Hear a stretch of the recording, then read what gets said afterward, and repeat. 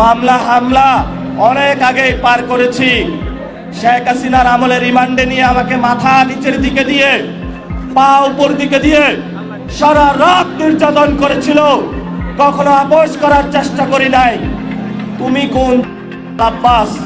তুমি আসছো এখানে মামলা করতে, গুনার টাইম নাই। এই যে আমার নামে আজকে একটা মামলা হলো, মানহানির মামলা।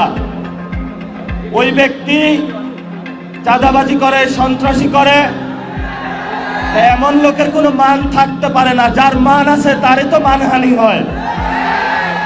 মামলা করেছে আরেকজনকে দিয়ে, গোপনে গিয়ে হলো সাক্ষী হিসাবে উপস্থিত হয়েছে।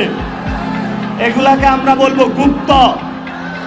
আপনি ঢাকা হাটে ফেল করেছেন, লিখে রাখুন জনাব আব্বাস। আপনাকে তারেক জিয়া এসে রক্ষা করেছে। তারেক জিয়া যদি এসে রক্ষা না করত, তাহলে আপনি মির্জা আব্বাসের ছুনোপুটিও আমরা ঢাকা হাটে খুঁজে পাইতাম না। হালে পানি আছে, এখনো বেঁচে থাকার সুযোগ আছে। ভদ্র হন, ভদ্র হতে শিখুন।